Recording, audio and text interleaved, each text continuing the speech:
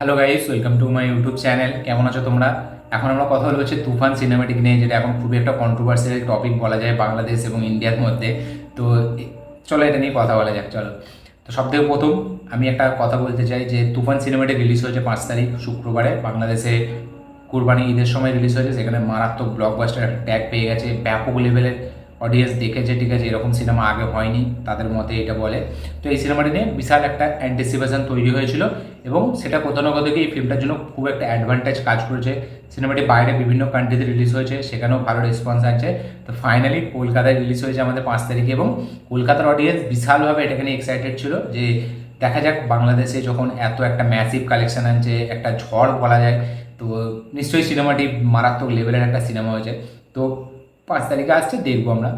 এবার যখন ফিল্মটা রিলিজ হলো তখন চালু হলো আসল খেলা। ফিল্মটা রিলিজ হলো, রিভিউ আসতে থাকলো এক একটা, যারা আমাদের কলকাতার কমিউনিটির মানে রিভিউয়ার, তাদের রিভিউ আসতে থাকলো একটার পর একটা। এবার এই সিনেমাটা আমি এখনও দেখিনি একবারও, কারণ আমার পরীক্ষা চলছে, সেই হিসাবে সিনেমাটা দেখিনি।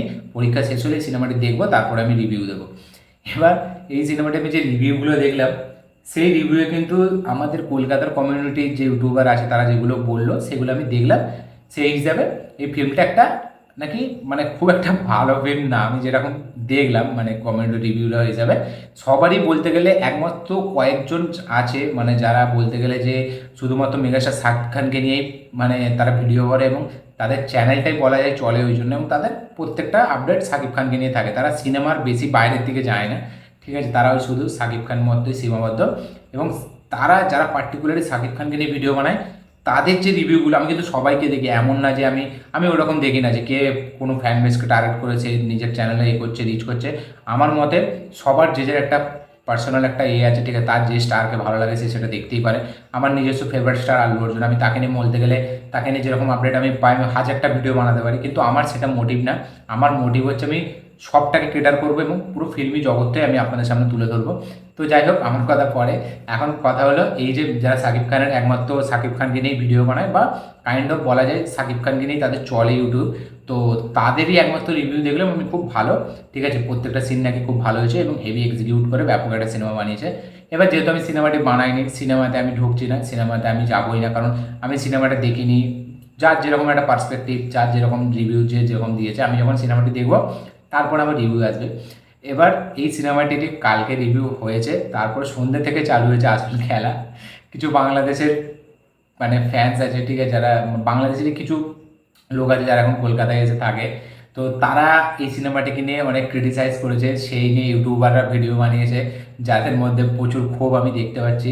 তারপরে অনেক আছে এখন, অনেক ইউটিউবার আবার এইটাকে নিয়েও ভিডিও বানিয়েছে যে কন্ট্রোভার্সিটা কেন হচ্ছে, এবং তুফান সিনেমাটা যে চলছে না সেটা নিয়ে এত কথা কেন। এবং আরেকটা যেটা খুব হাইলাইটেড দেখলাম, যে তুফান মানে বাংলাদেশের কম মানে দর্শকদের মতে যে কলকাতার যারা ফিল্ম আছে মানে যারা ফিল্মই দেখে মানে ফিল্ম দেখে বা সিনেমা প্রেমী বা অডিয়েন্স, সব ধরনের অডিয়েন্স, তারা নাকি সিরিয়াল মার্কা সিনেমা বেশি দেখে কলকাতার অডিয়েন্স। কারণ যেহেতু আমাদের এখানে একটা কাইন্ড অফ বলা যায় পুরো এটা চেঞ্জ হয়ে গেছে, মাল্টিপ্লেক্স ওরিয়েন্টেড ফিল্ম হয়, একটা ওই ড্রামা বেস ফিল্ম হয়, ঠিক আছে, ফ্যামিলি ড্রামা ফিল্ম, সেটা ব্যাপক কালেকশানও আনে অনেক সিনেমা। এবং মেন স্ট্রিম কমার্শিয়াল সিনেমা হওয়া বন্ধ হয়ে গেছে। ওই জিদ্দা করে মাঝে সাঝে কয়েকটা আনে, যেগুলো একটা খুব একটা চলে না। রিসেন্টলি তার ব্যাক টু ব্যাক বলা যায় খুব ভালো 3টে সিনেমা সুপারহিট মানে হিট থেকে সুপারহিট গেছে। তো সেটা এক সাইডে, এবং কলকাতার অডিয়েন্স নাকি সিরিয়াল মার্কা সিনেমা দেখে, তো এইটা নিয়ে চালু হয়েছে কথা। এবার ব্যাক টু ব্যাক ইউটিউবারদের ভিডিও আসছে, দেখছিলাম, ঠিক আছে, সবাই বলছে যে অ্যাকচুয়ালিতে কোথায় কি প্রবলেম কি না প্রবলেম, এবং সত্যিই কি আমাদের এখানে অডিয়েন্স মেন স্ট্রিম কমার্শিয়াল সিনেমাকে সাপোর্ট করছে না।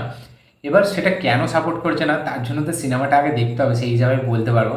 তবে একটা কথা বলবো, যে একটা সিনেমা কেউ না ইচ্ছা করে ছোট করার জন্য কোনোদিন বলতে পারবে না। কারণ আমি দেখেছিলাম সুড়ঙ্গ যখন রিলিজ হয়েছিল, সেখানে কিন্তু আমাদের এখানে অধিকাংশ যারা রিভিউয়ার আছে বা যারা ফিল্ম ক্রিটিক্স আছে বা যারা কমিউনিটি ইউটিউবার কমিউনিটি আছে ফিল্মি জগৎ নিয়ে, তাদের কিন্তু অধিকাংশ কিন্তু সিনেমাটিকে ভালো লেগেছিলো এবং তাদের কিন্তু পজিটিভ রিভিউ আমি দেখেছিলাম।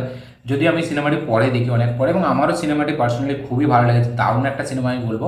এবং যদি আমাদের এখানের কমিউনিটি ইউটিউবারদের কমিউনিটির মেন্টালি এইটাই হতো যে তারা বাংলাদেশ সিনেমাকে ছোট করবে, তাহলে তারা এই যে ওয়েব সিরিজগুলো রিলিজ হয় তাদেরকে সেগুলো ভালো দ্বারা বলতো না।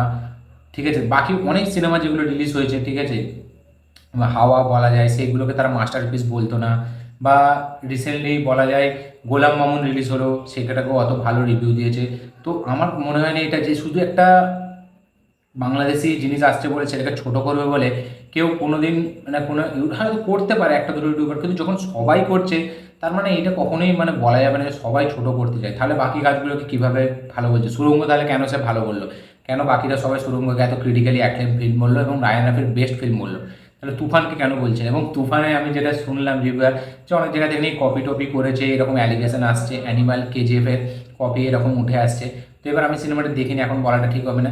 তো বললে এক দুজন বলবে, সবাই নিশ্চয়ই বলবে না, ঠিক আছে? এবং হয়তো আমার যেটা মনে হয়, দেখুন বাংলাদেশের অডিয়েন্স তাদের কিন্তু ফিল্ম দেখার একটা মেন্টালিটি আলাদা, আমাদের ইন্ডিয়ান অডিয়েন্সের ফিল্ম দেখার কিন্তু একটা মেন্টালিটি আলাদা, এবং দুটো কিন্তু দুরকম ধাঁচের সিনেমা হয়। সেখানে একটা আলাদা টাইপের সিনেমা হয়, এখানে একটা আলাদা টাইপের সিনেমা হয়। সেখানে বলা যায় দু একটা হিরো আছে যাদের বিশাল একটা ফ্যান বেস, ঠিক আছে, তার মধ্যে শাকিব খান অন্যতম।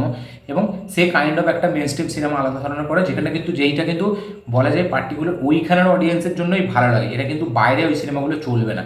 এবং সুরঙ্গ একটা এমন সিনেমা ছিল যেটা কিন্তু ওয়ার্ল্ড ওয়াইড সব জায়গায় চলবে, একটা এরকম সিনেমা ছিল, এবং যেই সিনেমাটি কলকাতায় খুব প্রেস করা হয়েছিল। এবং যখন এখন তুফানকে কিছু মানে ইউটিউবাররা যখন আমাদের এখানে বলা হচ্ছে যে ভালো হয়নি, মানে মিক্স রিভিউ পাচ্ছে, সেখানে দেখছি অনেক বাংলাদেশের অডিয়েন্সদের তাদের প্রচুর মানে খুব উপরে উঠছে ইউটিউবারদের ওপর, বিশাল সোশ্যাল মিডিয়ায় কথাবার্তা চলছে।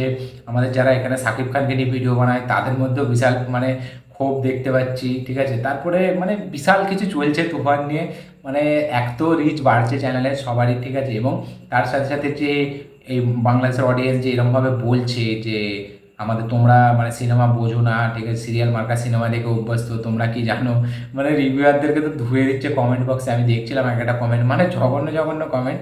তো এটা আমি বলবো ঠিক না, কোনো সিনেমাকে কেউ ইচ্ছা করে হয়তো খারাপ বলবে না, বললে সেটা এক দুজন বলবে, যারা অলরেডি যাদেরকে সবাই ফলো করে, যারা খুব বড় বড় রিভিউয়ার, তারা সবাই এটাকে বলবে না, ঠিক আছে। সবাইকে কেউ পয়সা দিয়ে কাউকে বলা যাবে না যে এটা খুব খারাপ সিনেমা, মানে এটাকে ইচ্ছা করে বলে, এরকম হয় না। তাহলে তো আমরা মানে বাইরের কাজকে খুব খারাপ বলতাম, ঠিক আছে, বাকি অন্য জায়গার সব কাজকেই খারাপ বলতাম, যেহেতু আমাদের এখানে কাজকেই শুধু ভালো বলতাম। এরকম আমার মনে হয় না। যেই সিনেমাটা যেরকম হয়েছে, হয়তো দু একজনের আলাদা আলাদা মত ভিন্ন থাকলে সেখানে বলা যেত, কেউ টার্গেট করে বা শাকিব খানের হেটার্স বলে কেউ তাকে করছে না, আমার মতে এটাই মনে হয়।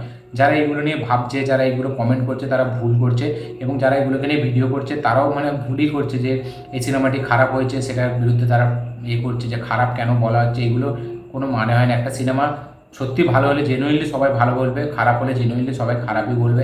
যেমন আমার পার্সোনালি কালকে সিনেমাটি অতটা আমার আপ টু দ্য মার্ক লাগেনি, আমার যেরকম লেগেছে আমি বলছি, তা বলে সিনেমাটি খারাপ, সিনেমাটি ভালো, সেটা তার বক্স অফিসে হয়েছে। এবার সেটা আমাদের ইন্ডিয়ান সিনেমা, এটা যদি বাংলাদেশের সিনেমা হতো হয়তো সেখানের অডিয়েন্সকে হয়তো ভালো লাগতো, আমাদের এখানে অডিয়েন্সকে নাও ভালো লাগতে পারতো, বা আমাদের এখানে একটা ফিল্ম যেটা আমাদের অডিয়েন্সকে ভালো লাগে সেটা সেখানকার অডিয়েন্সকে নাও ভালো লাগতে পারে।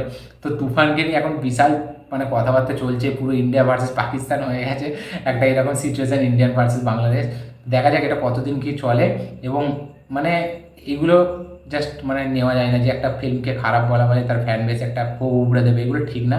তো আপনাদের কি বক্তব্য এই ব্যাপারটা জেনে অবশ্যই কমেন্ট করে জানবেন। আমি পুরো ডিটেলসে ভিডিও করতে গেলে অনেক লম্বা হয়ে যাবে, আমি ছোটো করে বললাম যে তুমি সিনেমাটি দেখে সিনেমাটি দেখার পর আমি একটা ভিডিও আনবো, যেটা মানে এটা ভালো করে একটা আমি গুছিয়ে একটা ভিডিও আমি দেবো, মানে একটা খুব ভালো দেখে একটা ভিডিও দেবো আমি। তো দেখা যাক সেটা কবে হয়, পরীক্ষাটা শেষ হোক। তো এই ছিল আমার বক্তব্য, আপনাদের কি বক্তব্য অবশ্যই কমেন্ট করে জানাবেন। আমার এই ভিডিওটি ভালো লাগে থাকলে লাইক শেয়ার কমেন্ট করে দিন, চ্যানেলটি নতুন হলে চ্যানেলটিকে সাবস্ক্রাইব করুন, বেল আইকনটি প্রেস করতে ভুলবেন না। দেখা হচ্ছে পরের ভিডিওতে, ততক্ষণের জন্য বাই।